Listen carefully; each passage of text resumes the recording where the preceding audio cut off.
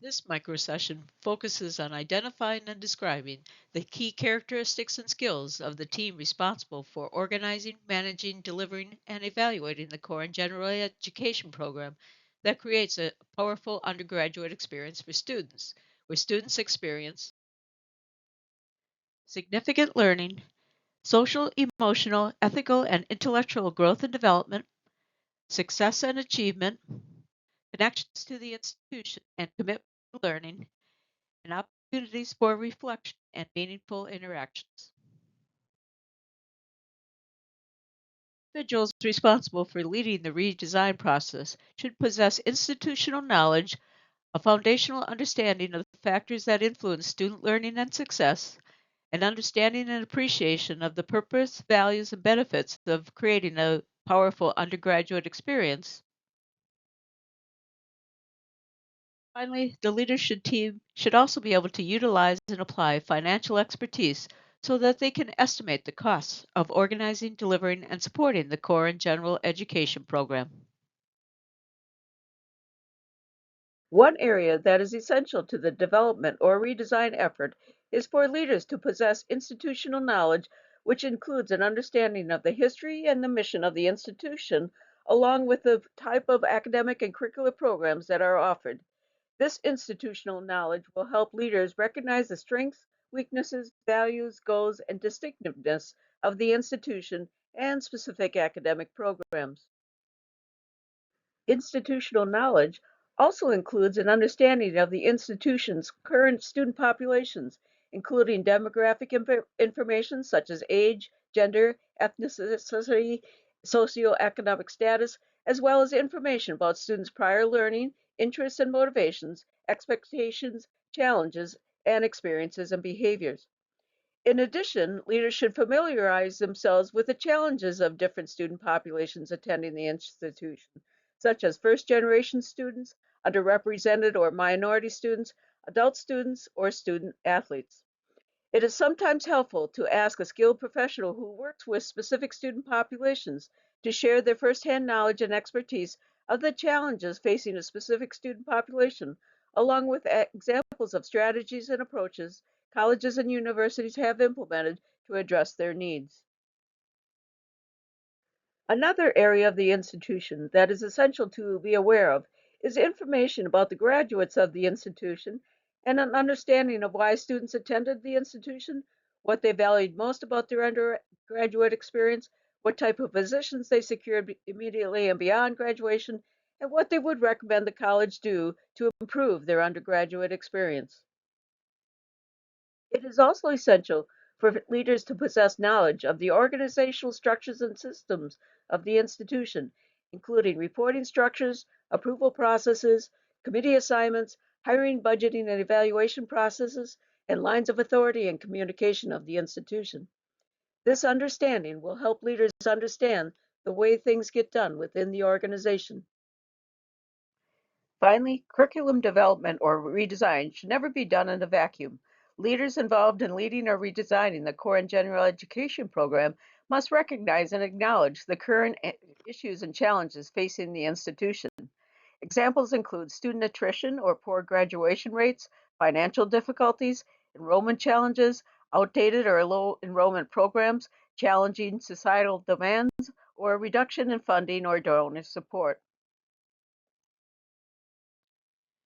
Thus, it is essential for the leaders responsible for designing and managing the core and general education program to be provided current and accurate information about the state of the institution, including its students' populations, history, mission, and programs, graduate information, and understanding of the organizational and administrative structures of the institution. Individuals associated with the Enrollment Management Office, Office of Institutional Research, the Development Team, the Alumni Office, and the Registrar's Office can offer information about incoming and current students and alumni. Another area of expertise leaders should possess is the understanding of the factors that influence learning and academic success. Advances in neuroscience, cognitive psychology, and the applications to education offer leaders a clearer understanding of how learning and memory work and how to make learning stick. It is essential for leaders of the core and general education program to understand the science of learning and factors that influence learning and academic success. This understanding will help leaders to design or redesign a curriculum that emphasizes and reinforces experiences that promote higher levels of learning and academic development. An area that's especially important to leaders at colleges and universities is understanding and addressing the factors that influence student retention and engagement. Leaders should be aware of the student retention rates at their institution and recognize and address the importance of addressing factors related to student attrition. Attention to these issues can help leaders promote student retention rates on campus, as well as promote the implementation of curricular innovations within the core and general education program shown to promote academic success and achievement.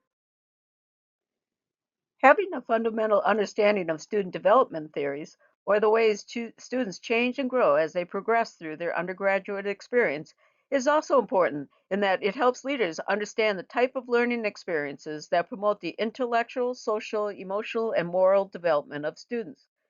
With this understanding, leaders can design or redesign the curriculum to include or support learning experiences and curricular innovations that promotes the holistic development of students.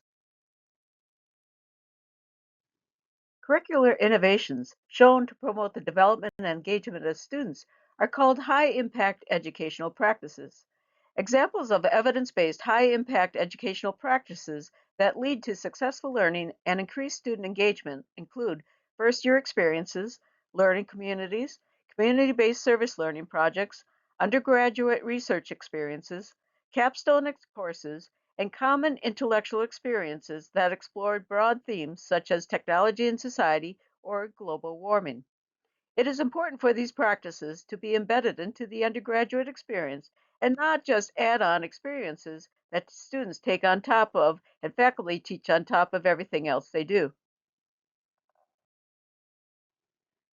It is important to note that leaders must not only understand the value and purpose of including these practices into the core and general education program, but also possess the skills and creativity to make spaces that enable these innovations to become embedded into the core and general education curriculum. This requires leaders to develop and apply knowledge and skills in curriculum development and instructional design.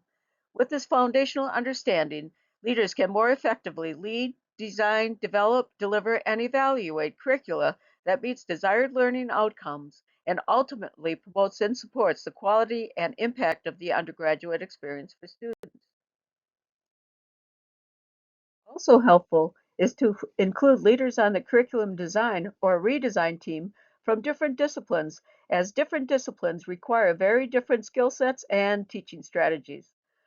Encouraging leaders from different disciplines to share their knowledge and expertise of discipline-specific teaching strategies and ways of thinking can help leaders design or redesign a core and general education curriculum that supports a variety of evidence-based, discipline-specific teaching approaches. Leaders of the curriculum design or redesign team should also have an understanding of accreditation issues and processes so that the institution and specific academic programs can maintain and sustain viable academic and professional programs. Finally, curriculum development should never occur in a vacuum. Thus, it is essential for the leaders to have a solid understanding and appreciation of modern day issues impacting higher education. For example, community building has become a hot topic in higher education, not only because feeling a sense of belonging and a part of a community can be a precursor to learning, but also because many students attending college today have not developed the social skills to develop supportive communities. As a result, many students attending college are not able to combat feelings of isolation, loneliness, or stress, and are experiencing higher levels of anxiety and mental illness. Leaders must understand and recognize and consider the issues impacting higher education so that they can provide leadership in the development of a curriculum that addresses the needs of students, the institution, and society. In these challenging times, it is also essential for leaders of the core and general education program to possess the financial expertise to estimate the cost of organizing, delivering, and supporting the core and general education program. This requires expertise in areas such as analyzing student enrollments, projecting course demands, estimating instructional salaries, identifying instructional expenses for technology and other materials, allocating overhead expenses for lights, labs, and other expenses, assessing student support services, considering marketing expenses, and determining revenue sources.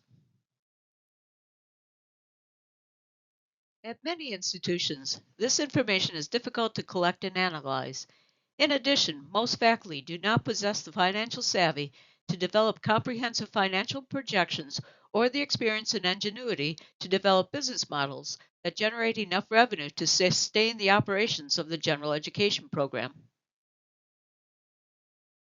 For these reasons, it is critical for the curriculum redesign team to include individuals with financial expertise who can assist with the development of comprehensive financial projections and business models for the core and general education program.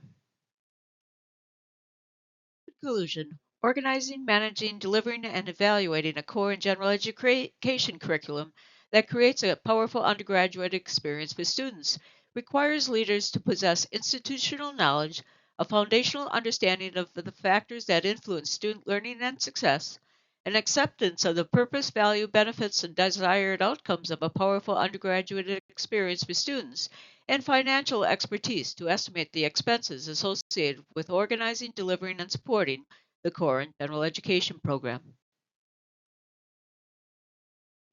In the next micro session, I will describe why it is important for leaders of the core and general education program to start with why and articulate the mission, purpose, rationale, benefits, and value of the core and general education program.